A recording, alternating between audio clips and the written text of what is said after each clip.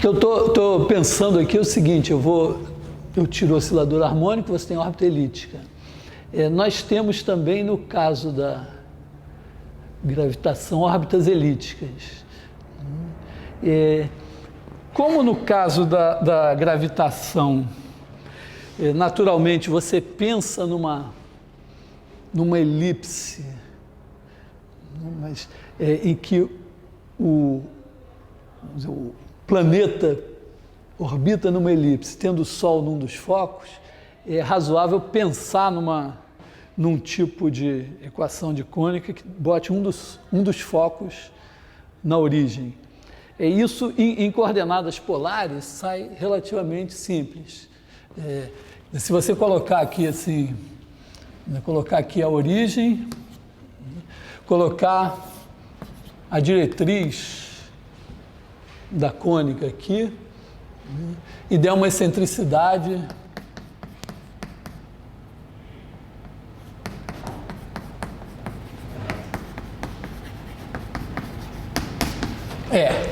aqui vamos botar cônicas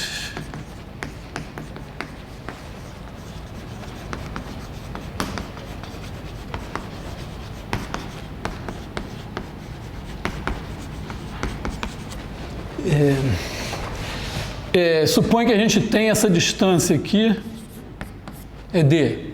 Então você bota o ponto P aqui, e aí você tem essa distância aqui é R, e essa distância aqui, ó, como esse ângulo é o θ, isso daqui é R cosseno θ mais D.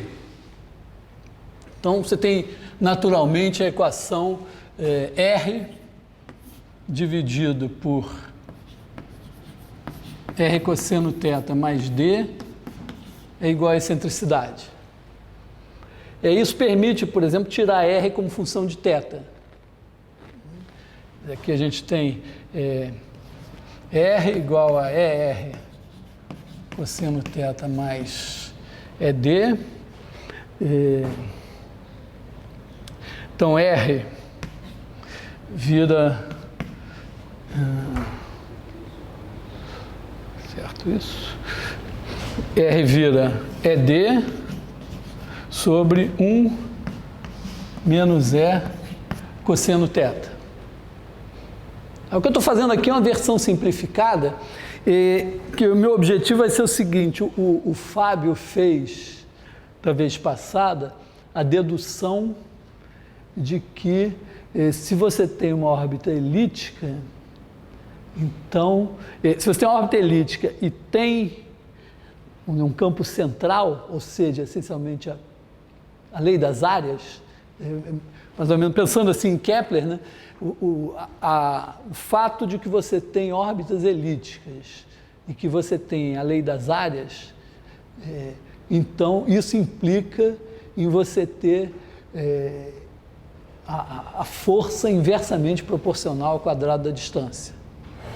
Essa é a dedução, lembrando assim, ele disse que assim, na verdade não é assim uma sacada do nada do Newton, essa questão já estava, os caras estavam pensando nisso, né? Mas o Newton foi o cara que conseguiu botar isso em pratos limpos. Então, mas tem, vamos dizer, isso é uma parte da história.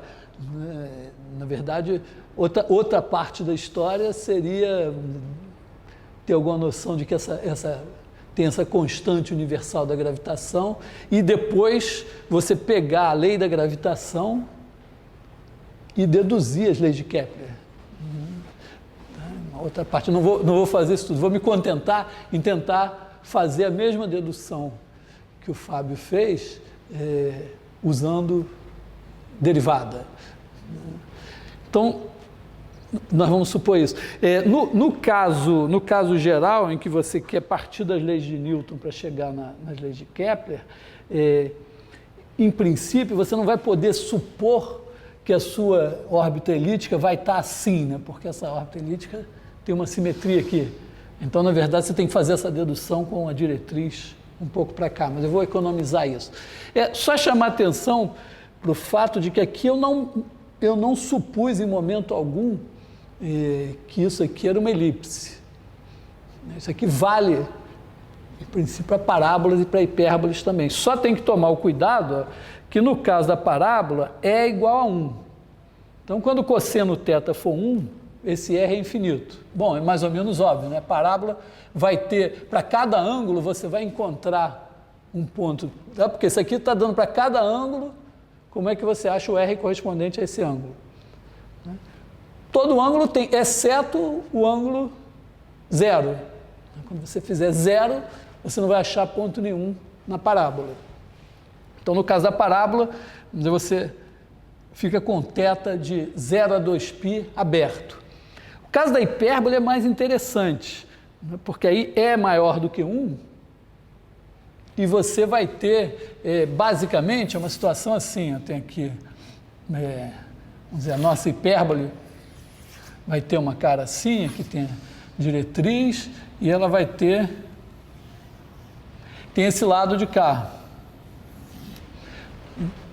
E aí o que acontece? Se você pegar o ângulo, se você fizer as contas, tem que aparecer isso, né? Quando você trabalhar com o ângulo daqui até aqui, você não acha nada.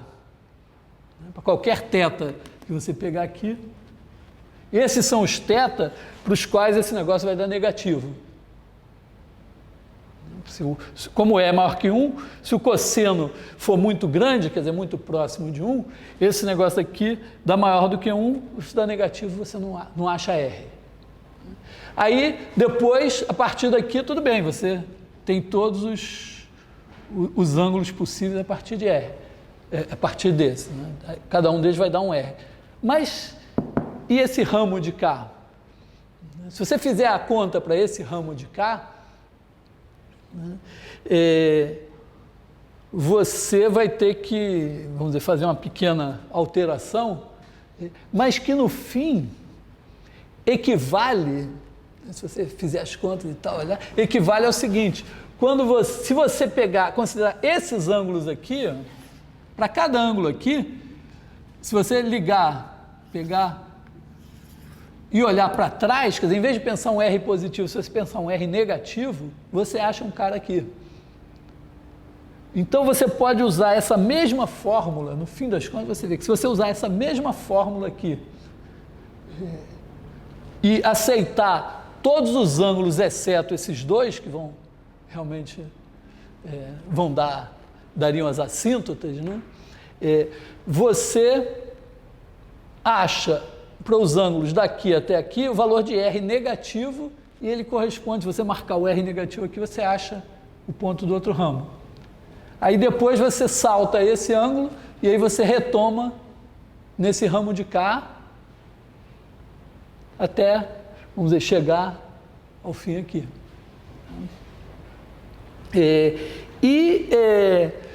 Também é um detalhe, se você faz a dedução a partir das leis de Newton, principalmente da lei da gravitação. Você bota lá, imagina que você tem um corpo com massa grande parado na origem e um outro com outra massa que se move, né, segundo a lei do inverso do quadrado das distâncias.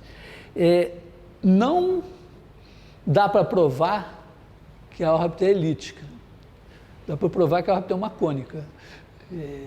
Então, eventualmente, pode ser uma parábola, pode até ser uma hipérbole.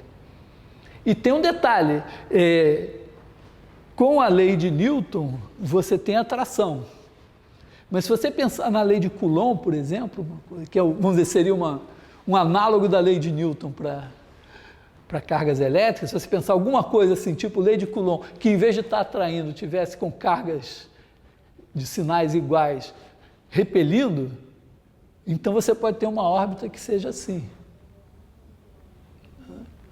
Provavelmente a mesma conta, simplesmente trocando o sinal da constante de gravitação, né, pode dar uma órbita que seja um outro ramo de hipérbole. Então, o que eu vou tentar fazer agora é o seguinte, é supor que que eu tenho um corpo que tem uma trajetória elíptica com, sei lá, a origem aqui assim, e que satisfaz a lei das áreas. Então vamos dizer, agora fazer a seguinte hipótese. Vamos pensar assim,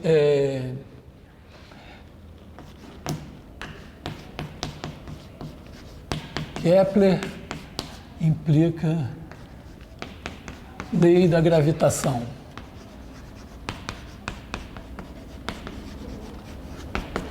Então, o que nós vamos supor agora? Né?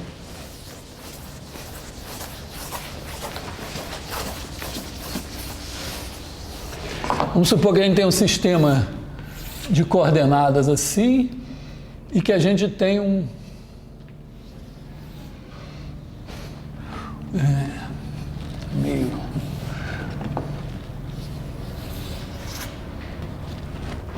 uma órbita que eu vou desenhar elíptica, mas não vou, acho que não vou usar que é elíptica.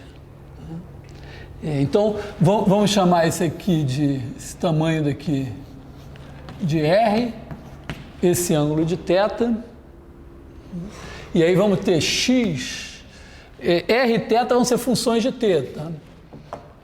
Então, R de t, θ de t são funções que satisfazem a R igual a ED sobre 1 menos E cosseno θ.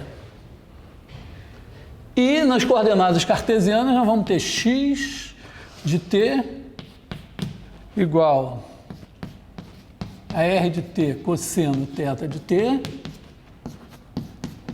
y de t igual a R de t seno θ de t.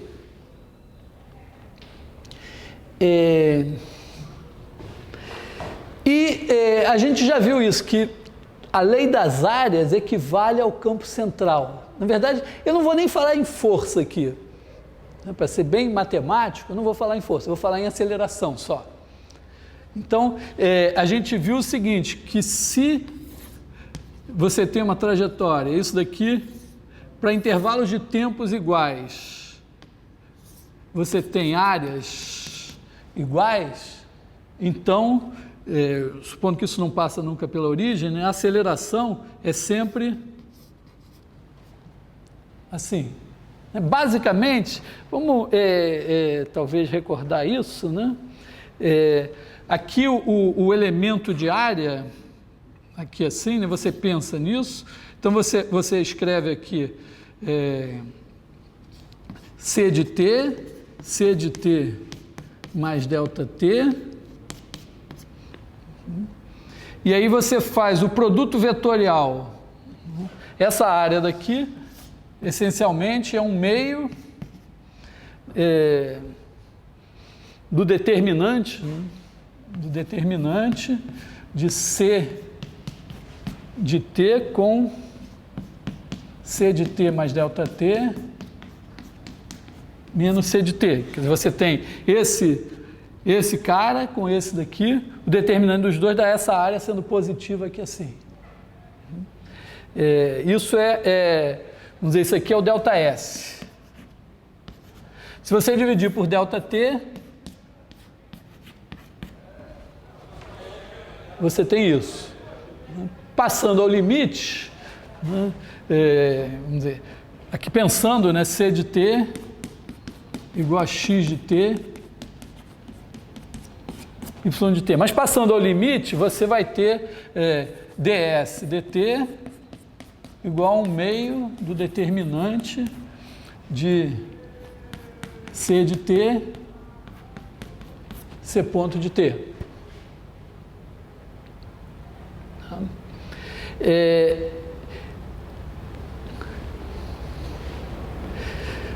Imagina que isso seja constante, quer dizer, a lei das áreas é dizer que ds dt é constante.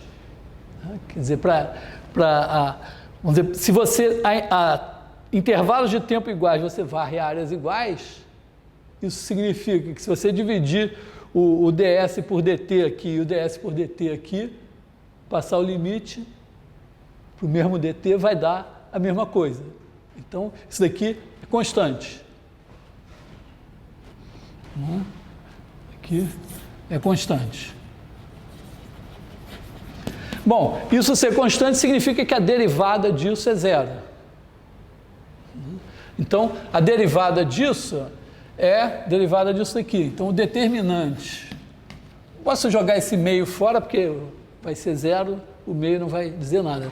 O determinante de C de T, C dois pontos de T, mais o determinante de C ponto de T, C ponto de T, isso é zero.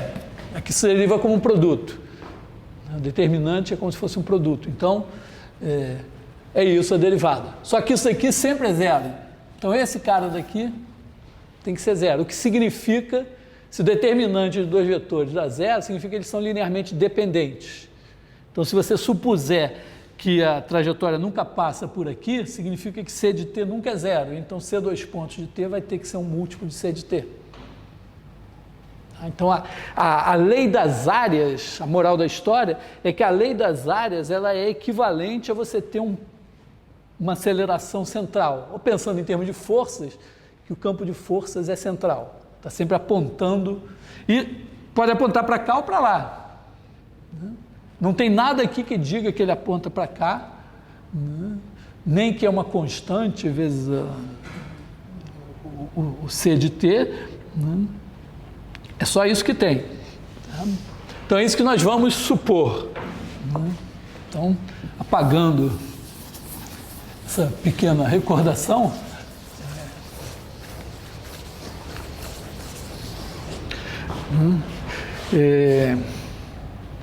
então, nós vamos supor que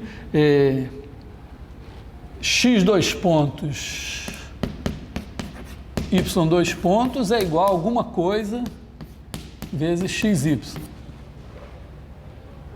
Essa a nossa hipótese, já que nós não estamos imaginando a hipótese do cara passar pela origem.